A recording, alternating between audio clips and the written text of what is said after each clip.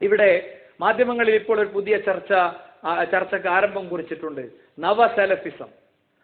നവസലഫിസം എന്നൊരു പുതിയ ടെർമിനോളജി ബോധപൂർവം ആരൊക്കെയോ ക്രിയേറ്റ് ചെയ്തുകൊണ്ടിരിക്കുന്നു. CP സലീം സാഹിബ്, എന്താണ് നവസലഫിസം? എന്താണ് അതിന്റെ പിന്നിലെ ഒളിയ അജണ്ടകൾ? ഒന്ന്, സലഫി എന്ന വാക്കിനെ കുറിച്ച് നമ്മൾ ശരിയായൊന്ന് പഠിക്കേണ്ടതുണ്ട്. വിശുദ്ധ ഖുർആനും നബി കരീം സല്ലല്ലാഹു അലൈഹി വസല്ലമയുടെ ചര്യയുമാണ് ഇസ്ലാമിന്റെ അടിസ്ഥാന പ്രമാണങ്ങൾ.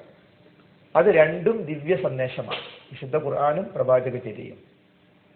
ഈ രണ്ട് അടിസ്ഥാന പ്രമാണങ്ങളും എങ്ങനെയാണ് നാം പഠിക്കേണ്ടത്, മനസ്സിലാക്കേണ്ടത്, ജീവിതത്തിൽ പകർത്തേണ്ടത് എന്നതിന് വിശുദ്ധ ഖുർആനും പ്രവാചക ചര്യയും തന്നെ പഠിപ്പിക്കുന്ന രീതിയാണ്. അത് പ്രവാചകനും അവിടുത്തെ അനുയായികളും അഥവാ സ്വഹാബികളും എങ്ങനെയാണോ ജീവിതത്തിൽ പകർത്തിയത്, എങ്ങനെയാണോ മനസ്സിലാക്കിയത്, എങ്ങനെയാണോ വ്യാഖ്യാനിച്ചത്, അതേപോലെ ആയിരിക്കണം. അങ്ങനെ അത് അനുസരിച്ച് ജീവിക്കുന്ന ആ ജീവിത രീതിക്കാണ് യഥാർത്ഥത്തിൽ സലഫിയ്യത്ത് എന്ന് പറയുന്നത്. അതിന് മറ്റൊരു പേര് അഹ്ലുസുന്നത്തി വൽ ജമാഅ, നബി കരീം സല്ലല്ലാഹു അലൈഹി വസല്ലമയുടെയും സ്വഹാബത്തിന്റെയും മാർഗം സ്വീകരിക്കുന്നവർ.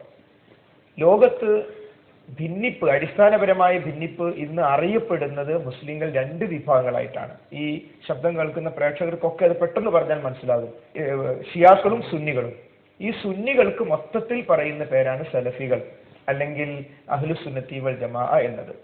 അപ്പൊ യഥാർത്ഥ ഇസ്ലാമിന് ഷിയായിസത്തിലേക്കോ മറ്റ് വ്യതിയാനങ്ങളിലേക്കോ പോകാത്ത യഥാർത്ഥ ഇസ്ലാമിന് പറയുന്ന പേരാണ് സലഫിയത്ത്. അതുകൊണ്ട് എല്ലാവരും ഞാൻ മുസ്ലിമാണ് എന്ന് പറയാൻ ആഗ്രഹിക്കുന്നത് പോലെ ഞാൻ അഹ്ലുസുന്നത്തി വൽ ജമാഅത്താണ്, അഥവാ ഞാൻ സുന്നിയാണ്, അഥവാ ഞാൻ സലഫിയാണ് എന്ന് പറയാൻ എല്ലാവരും ആഗ്രഹിക്കുന്നു. അതുകൊണ്ട് ഈ ഇസ്ലാമിനെതിരായ ബോധപൂർവമായ അജണ്ടകളുമായി ദുർവ്യാഖ്യാനങ്ങളുമായി വരുന്ന കക്ഷികളും ഞങ്ങൾ സലഫികളാണ് എന്ന് പറയുമ്പോൾ അവർക്ക് സ്വീകാര്യത കിട്ടും. ഇതാണല്ലോ ശ്രദ്ധിക്കേണ്ടത്, അതാണല്ലോ ശരി എന്ന് ജനങ്ങൾ ചിന്തിക്കും. യഥാർത്ഥത്തിൽ നവസലഫിസം എന്ന് പറയുന്ന ഒരു പദം തന്നെ ഫൗളാണ്. നവ എന്ന വാക്ക് അതിനോട് ചേർത്ത് സലഫ് എന്ന് പറഞ്ഞാൽ മുൻ കഴിഞ്ഞു പോയത് എന്നാണ്. അഥവാ സ്വഹാബികളിലേക്ക് ചേർത്ത് പറയുന്നതിനോട് നവ വരും. നവ സ്വഹാബികൾ ഉണ്ടാവില്ല, പ്രവാചകന്റെ അനുചരന്മാർ പിന്നീട് വരില്ല. അതുകൊണ്ട് നവസലഫിസം എന്ന് പറയുന്നത് അർത്ഥം ആലോചിച്ചാൽ ആ പദം പോലും പറയാൻ കഴിയില്ല. കാരണം സലഫ് എന്ന് പറഞ്ഞാൽ കഴിഞ്ഞു പോയത് അഥവാ സ്വഹാബികൾ എന്ന അർത്ഥത്തിലാണ്. അപ്പൊ അതുകൊണ്ട് യഥാർത്ഥത്തിൽ വിശുദ്ധ ഖുർആനും പ്രവാചക ചര്യയും അനുസരിച്ച് ജീവിക്കുന്ന ആളുകൾക്കാണ് സലഫികൾ, സുന്നികൾ, അഹ്ലുസുന്നത്തി വൽ ജമാഅ എന്ന് പറയുന്നത്. അതിൽ നിന്നും ഏതൊരു വ്യക്തിയും ഏതൊരു സമയത്തും ആ യഥാർത്ഥ ആശയത്തിൽ നിന്ന് മാറിപ്പോകും. എങ്ങനെയാണെങ്കിൽ വിശുദ്ധ ഖുർആനിന് പ്രവാചകനും സ്വഹാബത്തും പറയാത്തൊരർത്ഥമോ വ്യാഖ്യാനമോ കൊടുത്താൽ ആ നിമിഷം അവിഷയത്തിൽ സലഫി ധാരയിൽ പോകും. അത് ഹദീസാണെങ്കിലും അങ്ങനെ തന്നെ.